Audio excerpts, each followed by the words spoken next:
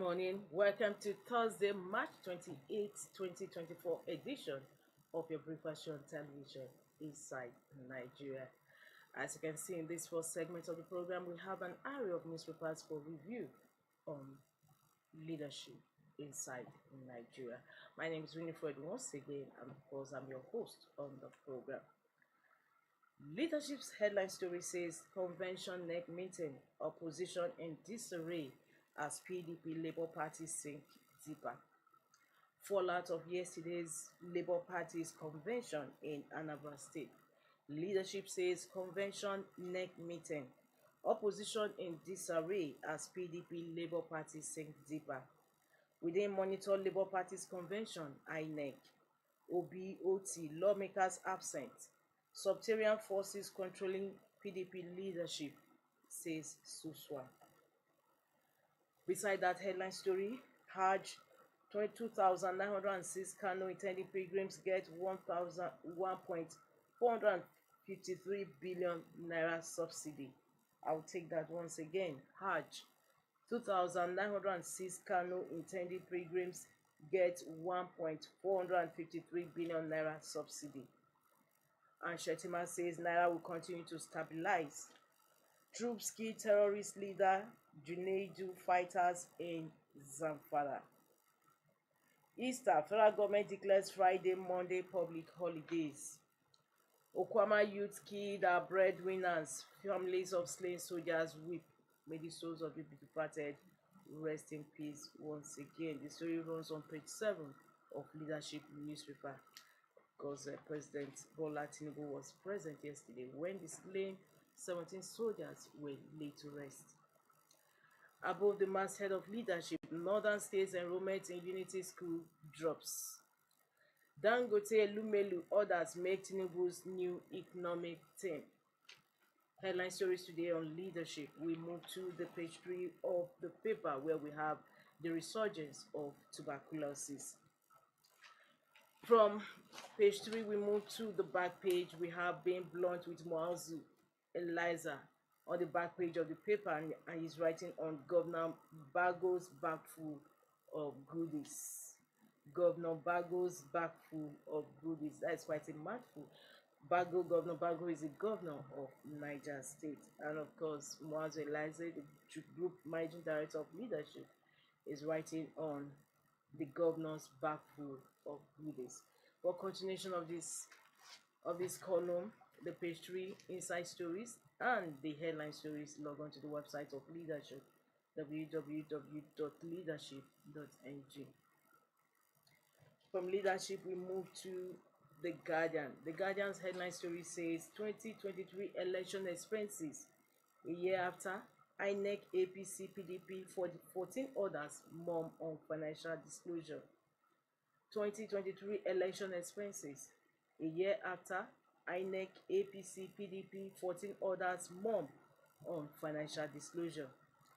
Tinubu constitutes teams to revive economy. Ohaneze threatens to sue federal government over extra states for Southeast. No reduction in petrol, diesel prices, NNPCL affirms. Military carried out no reprisal in Okwama, other communities, says Tinubu. Hard fare hike. Kano announces 1.4 billion naira subsidy for intending pilgrims. Obi senators absent as Labour Party returns Abure as chairman. Police boss car theft syndicate. Parade witch doctor, 25 others in Rivers. Falana issues Akpabio 7-day ultimatum to reinstate Nigi or face lawsuit. Headline stories today on the cover of the Guardian newspaper. For continuation of these headline stories, you log on to the website of the Guardian, www.guardian.ng. From the Guardian, we move to the Punch. Punch's headline story today is on the slain soldiers, and it says, slain soldiers burial. Tinubu insists on killers' arrest as families demand justice. Killers won't go unpunished, President vows. Confers posthumous national honor on slain soldiers. Federal government orders benefits payment within 90 days. Families get scholarships, houses, COAS month. I'll take that once again. Slay soldiers burial. Tinubu insists on killers' arrest as families demand justice. President vows killers won't go unpunished. Confers posthumous national honor on slain soldiers. Federal government orders benefit payment within 90 days. Families get scholarship, houses. Chief of Army Staff, months. And of course, we have the pictures of the burial rites that took place yesterday at, at the National Military Cemetery, Abuja. Beneath that, Lake Chad Basin may get special security outfits, Zulu. Defense Intelligence Agency holding abducted Lagos editor, IPI. Killer headers frustrating efforts to resettle Benue IDPs, SEMA. And above the masthead of the Punch, President's 50-member emergency teams get 6 months to rescue economy.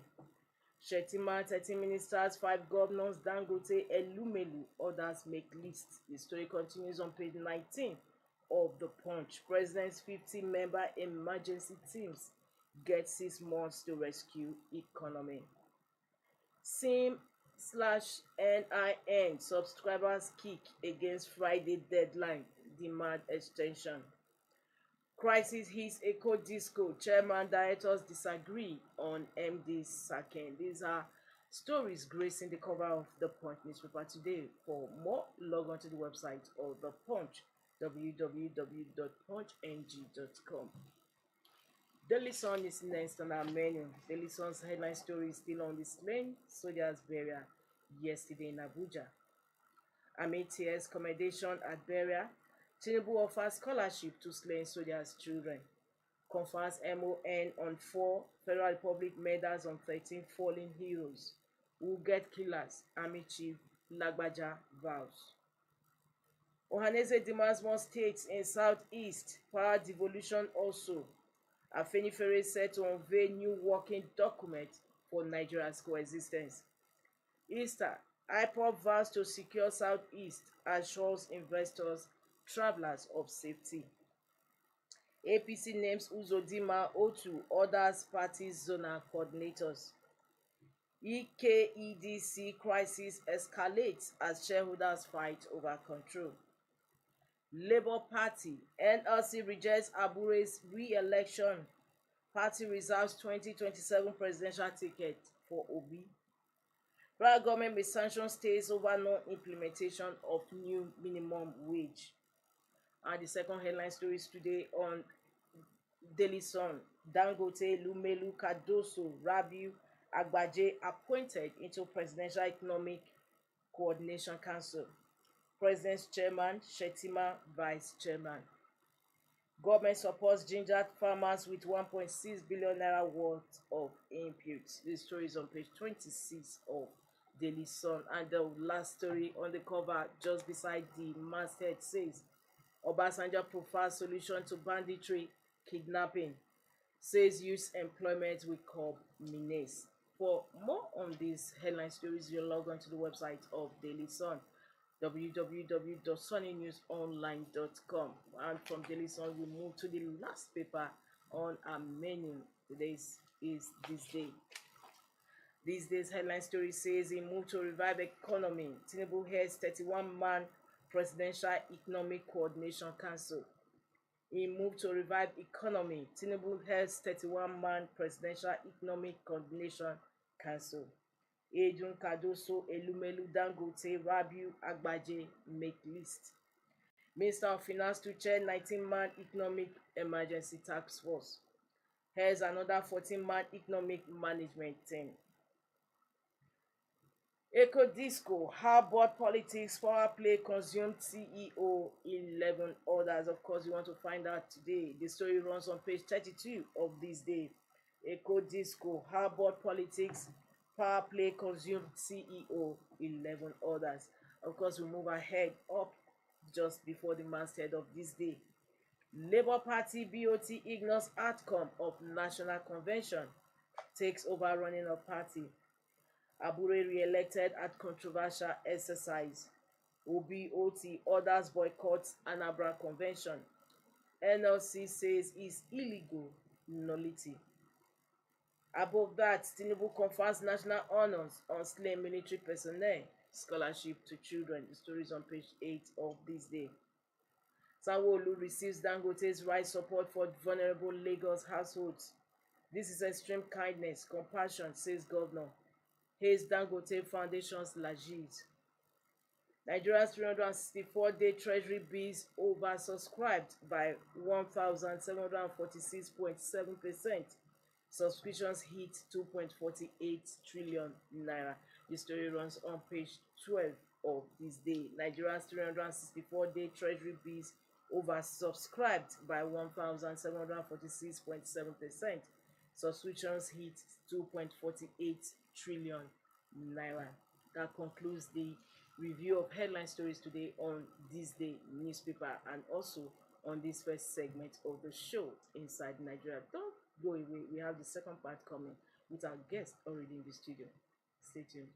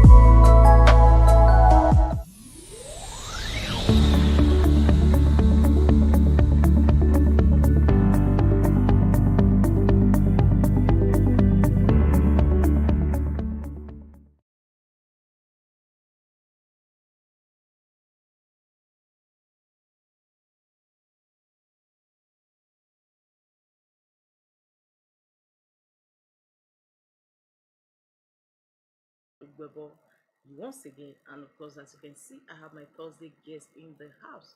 He's a public affairs analyst. He's also a political economist, Olamilekan Adefolare.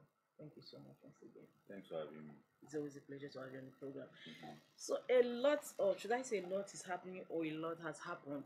Now we are talking about President Tinubu's Economic Coordination Council.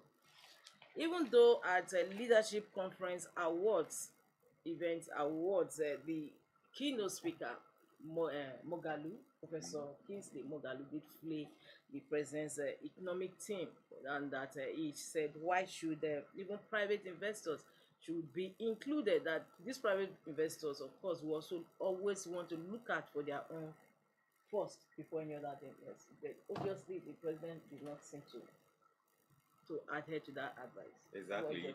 You know, we all agree that to what Professor Kingsley said, that if you want to have an economic team, a think tank for the government, you don't need to involve the private sector. Or maybe on the other side, maybe what the president is thinking is how to get the buy-in of some of these corporate big titan companies owners, so that they can also offer a little bit of their solutions to what the government is thinking. But on the long run, just like he concluded, they will always look out for their own interests. Particularly, they will be looking at issues of taxes. They will be looking at an issue of whether government can give them some tax credits, some waivers, and all those aspects that will ensure that their business runs smoothly. But on the other hand, they may not have that reciprocal spirit to reciprocate on unit cost or unit price of their goods at the end of the day. Exactly. Because So we that still see would be that cement is still selling at over 7,500, 7,500, even though even the 9,000, some cases exactly. 11,000, and nothing has been done about it. Even despite presidency's threat to issue more licenses and even open the borders, it has not yielded any remarkable change. Exactly, because the businessmen know how to tackle the government on the side whereby anytime the government bring out policy, they always point to the policy of government that they think is affecting their businesses, which the government needs to look back on. On the other hand, they will not look at the end product of the entire policy, either on the business or on the government, as well as the people that are supposed to bear the burden of the policy. But as it stands right now, the presidents have constituted is we now have about 4 different think tanks of the government. We have the National Economic Council, which is constitutionally recognized. We have the Economic Management Team, which is also recognized a little. That is comprised all the 48 ministers that we have. Then we now have the PECC, which is the Presidential Economic Coordinating Council, just constituted. As well, we have the EET, that means Economic Management Task Force. So all of them are the 50 members that we are talking about. The Punch reported. So I think 2 groups will be working as a working group. The one will be working as an advisor to the president and then the PECC will be like the main advisor to the president, where the working group is the Economic Management Team headed by Wale Edun, and other members of the ministerial portfolio holders, and they will not be helping. Then the one that we have the likes of Dr. Bismarck Riwani as well as Dr. Doyin Salami. They will also be like a working group. And those are the ones that will be producing a policy document for the PECC to administer on the long run. So that's how it is being structured. But we just hope that at the end of the day, Nigerians will be better for it. Not an elitist kind of conception of policy that we have been had in the past. But because what we have been suffering is that most of these policies will be developed, the implementation will just end at the middle, whereby the Nigerians themselves will not have a feel of the government policy. Now, Point says they've been given 6 months to rescue the economy. How 6 months, is it okay to do? I doubt so much in an economy that is badly battered. It will be very difficult to estimate if they can achieve much under 6 months. Although I understand that some of the members of those groups will serve for 1 year. But the first instance, let us develop a blueprint for the economy for 6 months. Let's see how it can go. But at the end of the day, the policy that we may end up having, we hope it will not be contradictory to the entire policy of the Tinubu government at the end of the day, because they must justify why this group will be bringing up a policy. Take for instance, we have a committee that the government formed in the past that said, okay, we are going to streamline all the taxes of the federal government to 9. What happened to that? They are still existing, they are still working. But we've not been hearing much. Yes, because they have submitted their document. So what they are now doing, they are working with Federal Inland Revenue, and they are also working with a joint tax board of state and federal government. That's what they are doing. So they can harmonize all those taxes. Because federal government is not thinking that its own taxes must not be more than 9. The other one that are duplicated by the state government and local government, let us see how we can harmonize it together. So that's why they are still existing side by side. And I also understand members of this task force, then we are still part of this current group that we are having. They are still there because there is no policy they want to do in 6 months that tax will not be involved. And you know, when these corporate individuals are brought in, the first thing they will be eyeing is the tax. That's the first thing they will be eyeing is tax. The second thing they will be looking at is a waiver. Then the other aspect they will be thinking is, okay, how can we strengthen the electricity and infrastructure and security aspect of it? Because these are the 2 things that businessmen look out for. How government can reduce their taxes and how government can give them waiver. So once these 2 is accepted by the government, but how they on their own will be able to transmit this into the price of their unit product is where they have challenges. So as we speak right now, we are still having that problem to the point that some companies are giving tax credit to build road. So making sure that also affect their business and transmit to a better pricing unit. You know, recently, even the 10th National Assembly raised the alarm that the overtax waivers that we're giving, we don't really know what came out of that. You know, National Assembly, at the end of the day, whatever they say is not binding. They're only advising. So if the recommendation is not good enough for the government or for the executive, they just keep it aside. But it's an eye-opener. 17 waivers or something. Exactly, it's an eye-opener that waivers have been given. But where I faulted them was that who are the people that were giving waivers? They didn't mention them. So it was just like an exercise in futility. Because if you have mentioned company who are giving waiver, Some of us who are into the research of the economy would have gone ahead and said, okay, this company was giving waiver from year to year, and this company make a particular profit from year to year, and it does not transmit into the price unit of their goods. That means there's a problem. Since we don't have it, we just have to. No, just like what you've been on about recently or a few days ago, the CBN governor, they say that they are going to probe this forest that we're given out by the central government, that there's scam, a lot of scam involved about it. So what do you have to say? Is it sharing news, or it's a development, or we should just move forward? No, it's a development we all have to welcome. But at the end of the day, after the probe, they will discover that it is a probe that will end up becoming a web of a kind. That by the time they discover that 10-15 companies were involved, they will discover that part and parcel of the people in government were the owners of those companies. So what are you going to do? Who are you going to take to court? But maybe at the end of the day, they will just take the small fries among those companies to court to showcase that. Just like we have the first subsidy scam that some people are taking to court, and not after that nothing at all. So it's a good thing they do it, so that for record purpose, for reference purpose, and again, maybe in future a better government will come, be able to sanction those kind of people appropriately. However, going forward, don't you think that the CBN actually will have to also tighten his own regulatory policy to ensure that it doesn't happen again? Exactly. It's expected, but one thing that happened to the last CBN management was that they allow politics to come into their policy management, and that's what spoiled it. So we have advised the current CBN management, avoid politics, just be professional and ensure that regulation will work. And again, make sure that your internal mechanism whereby you are the people that you are appointing here and there as director, as supervisor, as enforcement, are people that will not be entangled. Because once they are entangled into these shenanigans of the politicians, which the businessmen want to benefit from, then your policy will just be watered and they will not be able to achieve anything. Thank you so much. Now we have stability of naira at 1,300 naira.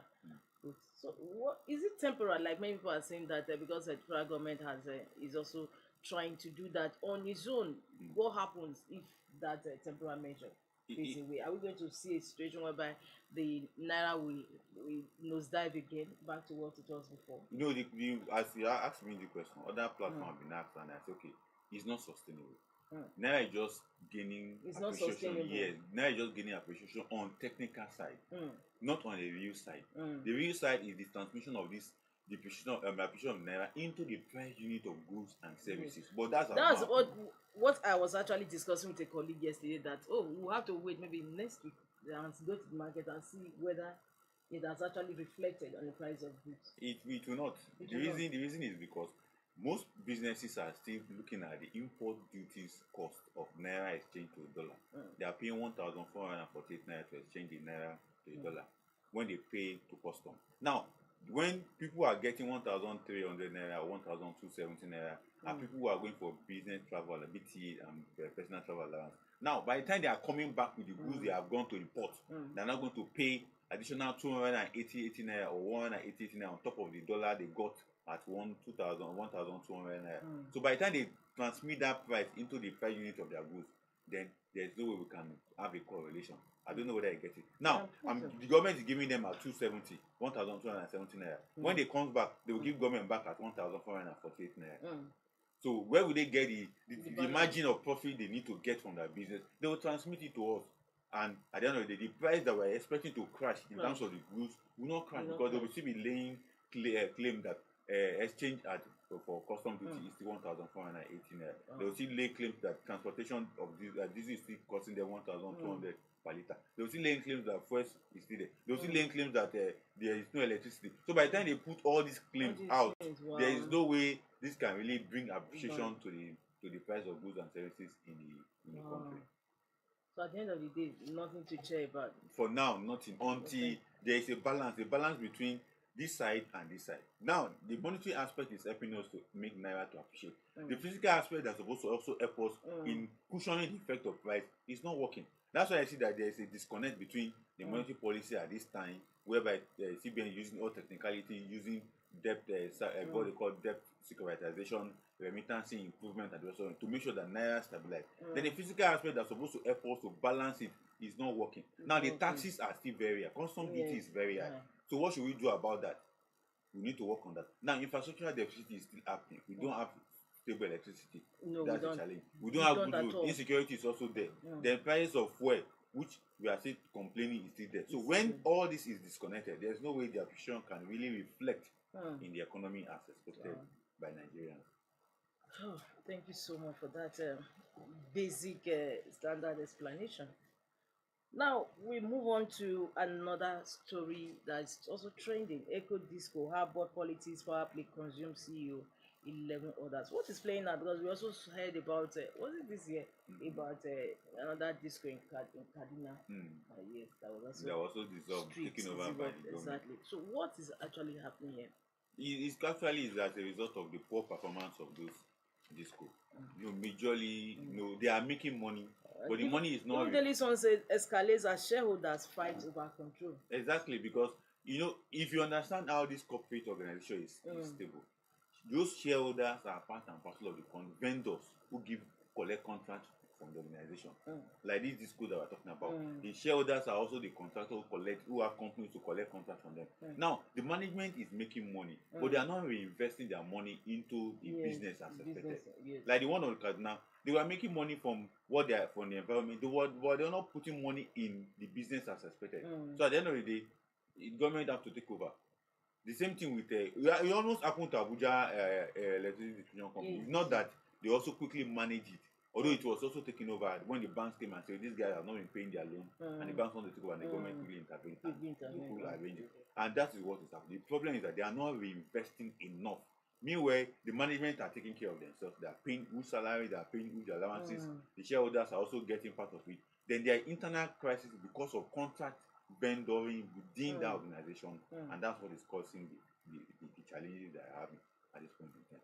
We just hope that with all the money that even CBN gave to them, most of them could not reinvest that money in the business, and the challenge just have to be the way it is today.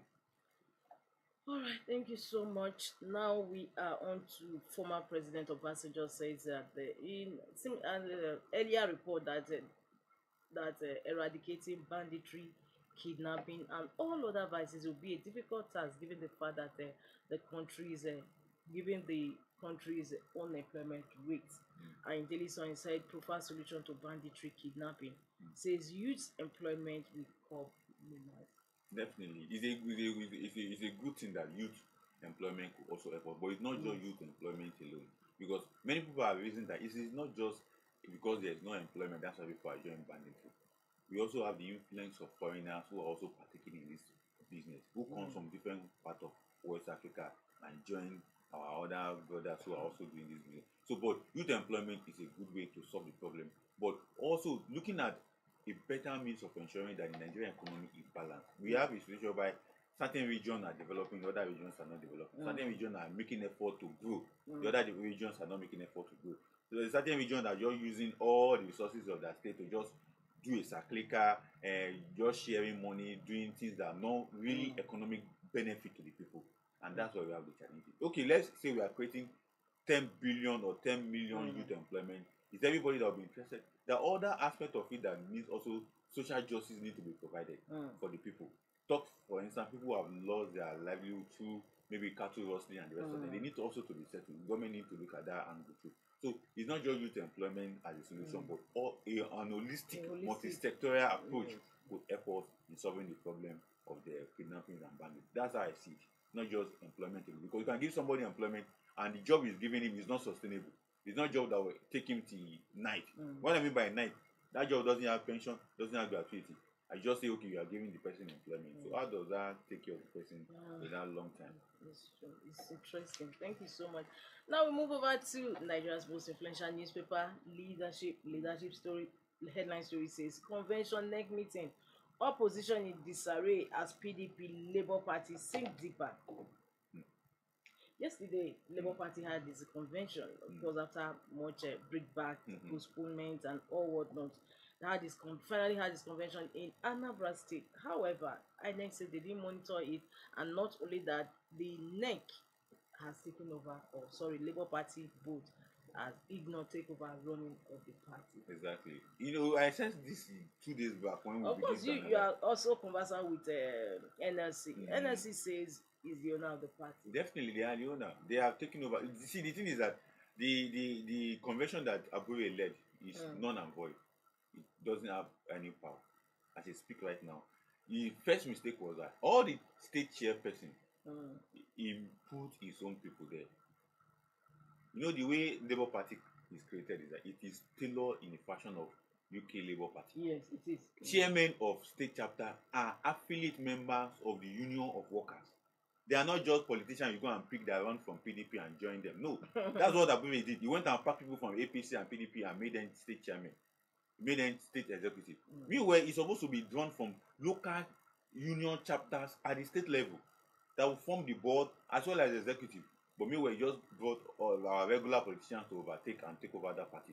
That was the first mistake. The second mistake was that instead of him to listen to the wisdom of the voice of wisdom, go to NLC and settle the issue. They say there have been a embezzlement and misappropriation of funds. Go out there and settle it. That was the wisdom that Danny Wanyango did. You know, Dan Wanyango also have this kind of same crisis then. That led Labour Party for about 10 years before he now finally handed over to Abdul Salam. When he discovered that what he wanted to do, just like what Abure did now, he will not succeed because the certificate of Labour Party is in the hand of NLC. Everything that Labour Party owns is in the hand of NLC, including their building. You know, another great mistake he did that he took Labour Party National Secretariat from their Gariki office and took it to another place. But the main recognized office is the Gariki office. So, and that's where Labour NLC will be running the party as from today. But for Abure, I know he has a plan B, C, D. Definitely, you go and register another party the way Dawanyan went and registered his own party. So he has already made. I mean, he's already a made person. So even whatever NEC will want to do will not shake him because he knows that he has alternative. And the alternative is go and form his own party. Maybe also naming. However, many pundits are wondering or asking that why now? Why is Ajero coming out now to say they want to take over the party? I think it's not today they have been saying that he is also not saying 2027 ambition. I doubt if he will have that muscle to contest for presidency, although he may try because this is his first time of or his first time as NEC president, and he has opportunity for a second time, which is about 10 years, just like Ayuba did 10 years. So this particular issue started when Ayuba took over as NEC president. One of the things they discussed at the convention was that we need to retrieve the soul of Labour Party. When this man was then the Labour Party chairman, late Abdul Salam, but because of the challenge that brought Ayuba in as NEC president, they didn't want to settle that internal problem in NEC first before he go after. But by the time he finished settling the problem in his own party, you know that was the period that Ajero went and formed Central Labour, and so they need to settle that problem before they go. So by the time they finish all those problems, absorb Ajero group into NLC, time has gone. So it doesn't have that particular opportunity. So, but the mandate was that they must retrieve Labour Party back from whoever is holding on. Because majority of the people that were controlling Labour Party were now workers inclined individuals. They were just people who just want to take over and use that opportunity. You can remember there was a time that Kayode Ajulo was also the Secretary General, and he was somebody that is not a workers affiliated individual. So those are the challenges they had. But right now, NFC is trying to bring everybody in. Do you see it as the powers trying polarizing the party? Are they external? No, it's not external. Many people describe it as no, it's not external. To weaken the party. No, weaken maybe ahead party. of 2027. Already, the man they are believing that will become the presidential candidate is already nursing another idea somewhere. Obi is nursing an idea somewhere. You are convinced of that? Yeah, he's going. You know why Obi is going? The moment this embezzlement issue started, Obi has disassociated himself from Abure. You get it? And again, the moment the Abure started imposing candidates and imposing executive on state chapters, Obi also withdrew himself. The movement that Obi brought has already left the Labour Party. What we have are just individuals who are just taking advantage. I didn't see the convention. All the members of the State House of Assembly, National Assembly members, senators refused to attend that convention. That's one. Two, Obi himself refused. Even OT refused. So all of them left. And the reason why they left, they already have an alternative. They already know that in come 2027, they are not going to use Labour Party. However, like what we were discussing yesterday, how do I put it? The candidates of the party that have won offices. How do you rate their return back? It will be very difficult. So it will be very, very difficult. I don't think most of them will just enjoy this, except maybe they decamp to the ruling party or they decamp to PDP. But even if they decamp to the ruling party, there are other people in the ruling party. Will they just give them tickets? No, they can fight for it. they can fight for it and have a reconciliation and rebuild and re-strategize themselves in a way that it's not become not just your popularity again, it's not become money bag. If you have the money to fight for it, you can get it. But majority of them will not get it at the long run, but they will still get something. One thing about Nigerian politics is that just fight for it. I have an in-law that want to contest for local government in Asara State. I know I've been his mentor one way or the other. They're encouraging. I say if you don't get the ticket as a chairman of the APC, anything they give you, just take and start from there. Because that's how Nigerian politics is. If you think that okay, you must die and get this particular one, you will just be there. A lot of people have now used the opportunity to get one or two things: board member, DG appointment, and you didn't see the ambassador appointees. Yes, a lot of people contested in one way or the other were part of the people that were given. So that's how politics is. Not that you must die for that particular position that you are looking for. So still on politics, 2023 election expenses a year after INEC, APC, PDP, 14 others mum on financial disclosure. But we saw Labour Party presidential candidate Peter Obi disclosing his. Definitely disclosed it, but was it the one done by private? Has it been weighed in terms of looking at it properly by an external editor, not just your own personal editor that you engage? Because what the law says is that INEC will bring auditors to look at what you have spent. Not that you will say, okay, I've spent 1 naira, when INEC have not confirmed that you have spent 1 naira. So it should just subject his own audited expenses to INEC, and INEC will come out, because that's what the law said.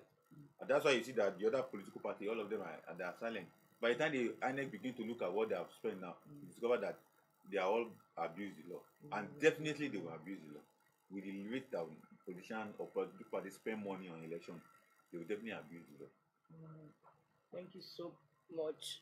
Now, just before we go, yesterday, the President Bola Ahmed Tinubu was at the burial of the slain 17 soldiers. Of course, he also gave them a posthumous award and for scholarship too. This is something that has been tearing the nation over this issue. So, going forward, what is the way out of this? I think it's just for us to avoid similar situations, because as we speak, yesterday too, my colleague said even policemen 6 are missing right now. 6 have been confirmed dead, 6 are missing. So, what is actually the way forward? I think the way forward is that, particularly, let's start with the to avoid this kind of calamity. Now, nationally, the federal government has to strategize its security architecture, particularly working with subnational government, the state government, in identifying danger zone. There are a lot of danger zones across the country that when they say, okay, military men, policemen were ambushed, we must be very careful. What kind of technology can we apply in ensuring that when we call for distress call for military to come in, or security personnel to come in, they shouldn't just be running there with their foot soldiers. They should go there with security, advanced technology that will help them to map out the area. We have suggested this severally. When that thing was happening, ambushing was happening in Niger State, a lot of people suggested to the government, this is what we need to do. Now it is not happening in Delta, it's not happening in other parts of the country. That is the best way to do. Don't just send people to go and attend to distress call without first mapping out that area and know what are the dangers that are there. Then for Delta particularly, I think the security architecture of Delta is falling. The moment this new governor came in, when Okowa was there, we know there are little security breaches, but not this kind of ambushing that is coming up. And I want to believe that the governor has enough resources to tackle some of these security issues. So he should just go in and ensure that he tackle. It should not be what I've been seeing him doing appointment, doing what do they call it, groundbreaking ceremony for a road. And security is also very important. How come that all of a sudden militants are regrouping in secluded communities and they are forming their own kind of micro government? Because what happened is that maybe they are now the one protecting the community as a result of what the community is enjoying illegally. Although they own the resources, maybe they are in that community there is an illegal refinery. Or you get it. Those are the things that could be happening there. So the state governor should need work to do, and that's what I would just suggest. You should just parley with the federal government on the security aspect and see what they do to weed out all criminal. We've not had the latest on the state policing issue. It's on now already. It's gotten to, is it the second reading that passed second reading National Assembly? What those guys? But however, in an interview with Governor Makinde, he did say he was not among those governors that submitted proposal, that he was not going to submit proposal. After all, the National Assembly, they know what to do, they know the laws to take when reviewing constitution. So that the governors have literally, it's only when it comes down now from the National Assembly that they can now make their own input. Not you now asking them as governors to bring proposal. But if the issue is that if they want to create more local government, you will take proposal to them. That is that as different. Yes. So what issue Governor Makinde should not separate it. The thing has been before he became governor, other governors have been pushing for that. You get it? Later Ajumobi and the rest of them, they have been pushing for that. But what he need to understand is that the House of Reps member from the southwest, who are majority of the people pushing for this and some not, they know what they are doing. They know that they need to get the buy-in of their governor. Yes. Because by the time this thing get to the state level, the governor controls the state House of Assembly. So the vote from the state House of Assembly must be totally 100%. And that's why they're asking, let the governor also bring the proposal in case they have any other idea. Because the trap, I won't want us to fall into this state police issue. That the funding, because Governor Esule has said something. And you had even mentioned security vote. Because Governor Esule has said that if we are going to have state police, we are going to review our revenue sharing formula. What it means is that the formula that is going to national police, the money that national police is enjoying, we must divide it and give it to the state. That's what it means. So we just hope that at the end of the day they will have a very framework that will ensure that everything works smoothly for them. So no governor should just sit and say, okay, they don't want to contribute in any quarter, because we know that when it comes to their own personal something, they will lead the protest to the National Assembly. Thank you so much. Thank you so much. It's always a pleasure to have you on the program. Well, viewers, I've had the pleasure of having company today. My Thursday guest, a public affairs analyst, political economist, Adefolari Olamilekon. And this is where we draw the curtain on today's Inside Nigeria. Don't forget to join us at 12 for the news at noon. My name is Winifred Ugbebo. See you on the other side tomorrow. Bye. Thank you for watching. For sponsorship and advert placements, please contact 080-3688-6158.